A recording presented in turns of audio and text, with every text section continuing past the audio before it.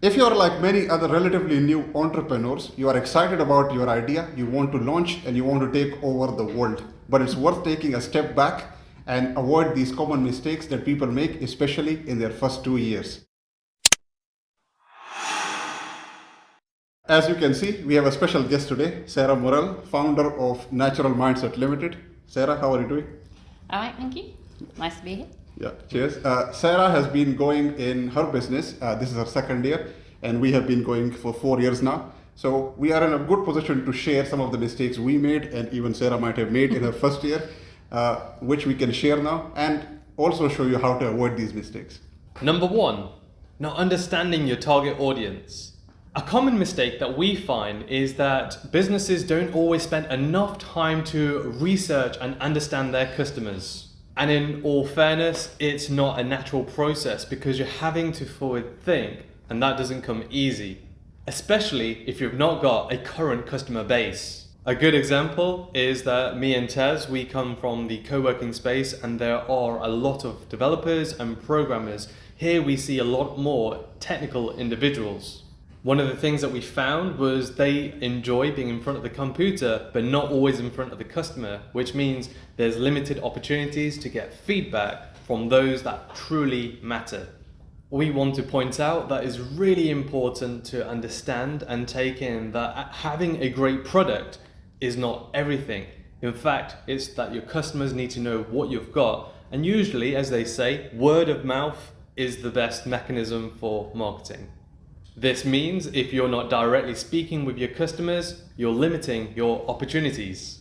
One of the things that we found when we were in the co-working space, that me and Taz had an idea, we had a strategy for marketing, and we had to adapt. This is very common with startup businesses, having to change your marketing strategy because you're constantly learning about your customers. And if you're not speaking to your customers, this process becomes really difficult. Sometimes it's hard to imagine that we started with podcasting. That's a really good point, Taz. Tell us a little bit more about that, because that was actually our first product. Yeah, well, the thing is, we started with a third business partner, and he was already doing podcasting, and he wanted to develop his business. What we did realize afterwards is not many people want podcasting, especially if you're in a smaller city like Leicester. Maybe in London, maybe in America, podcasting is a bit bigger, businesses want to do it. But if people don't want to do it here, what can you do? You move on to something better, you go and learn about it, and you produce new products and services. It felt like we had been punched, and so we had to change our strategy very quick. Number two, underestimating the demands of business.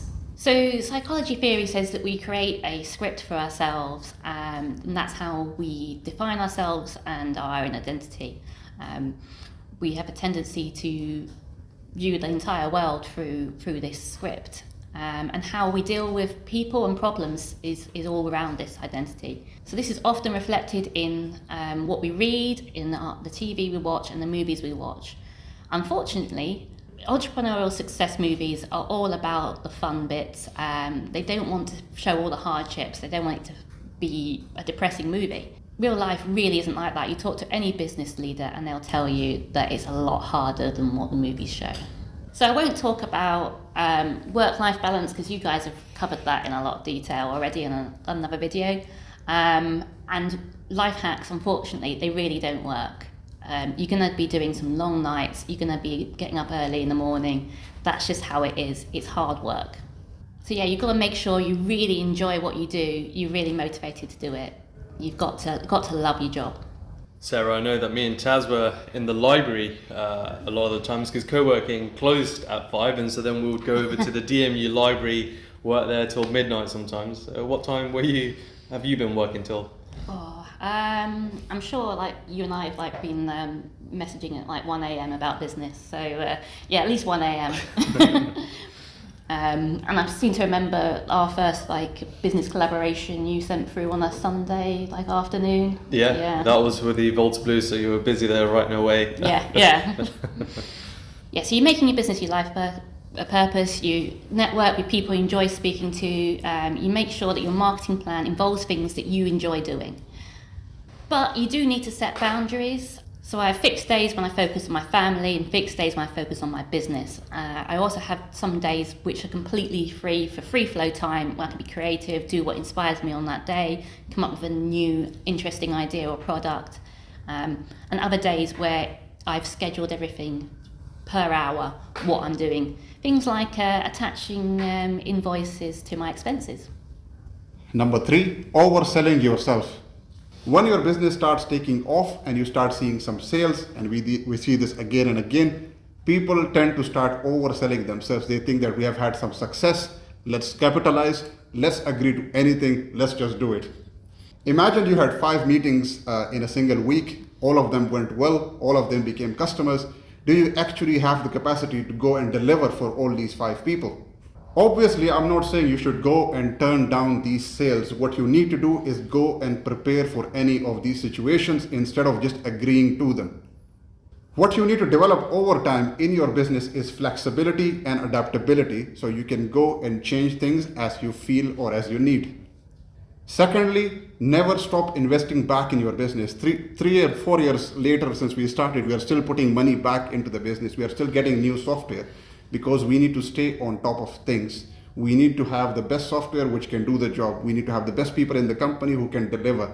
You should never take that mentality away from business. Instead of overselling, go and prepare. Number 4, persisting with cold contacts.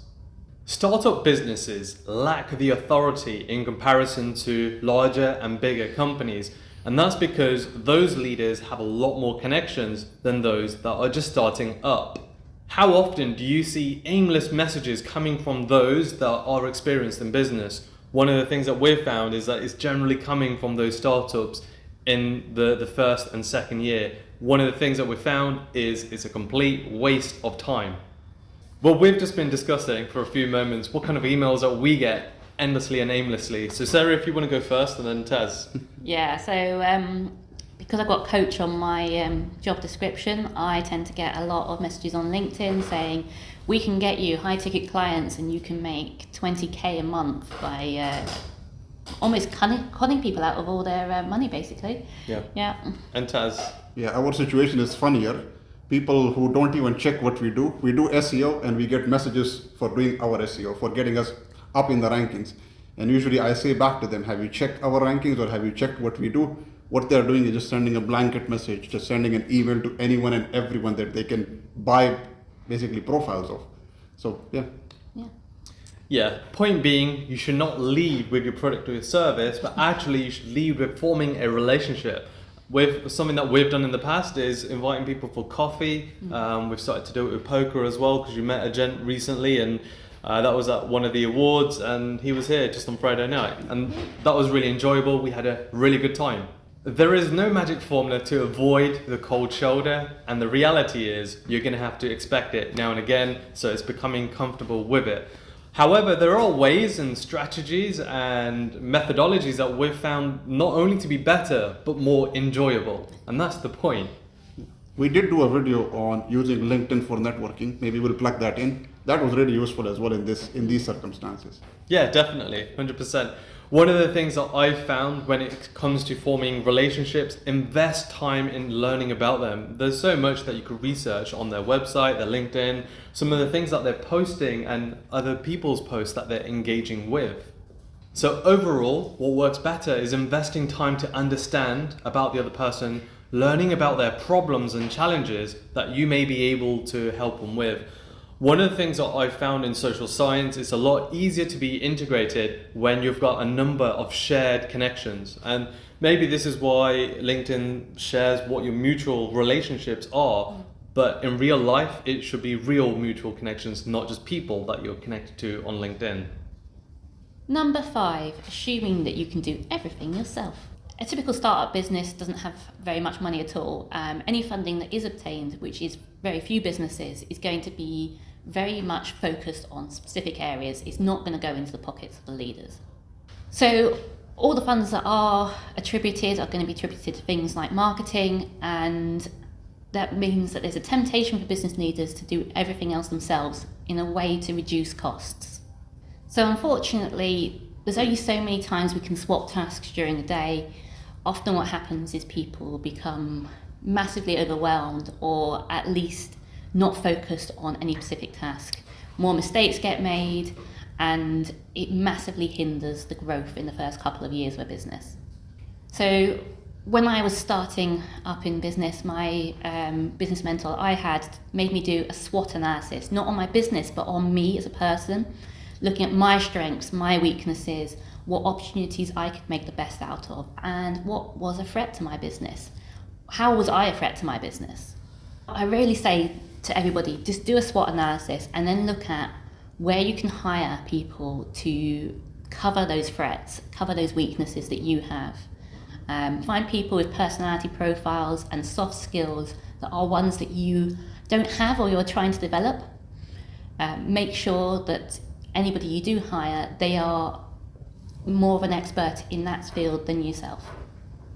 So although this is going to cost a lot more, it's really worth the investment. It's really going to help your business grow a lot faster. And in terms of hiring, well, you guys have done a video on that, so I'll stop there. We have also done a video on outsourcing parts of your business. I think at this point, everything is connected, yeah? Yeah. Number 6, overspending or underspending. Starting a business usually doesn't require a lot of investment. It doesn't require a lot of your own money, but still some people think that before they can go and start selling, they need to be prepared. They need to have everything in business. They need to have all the stock.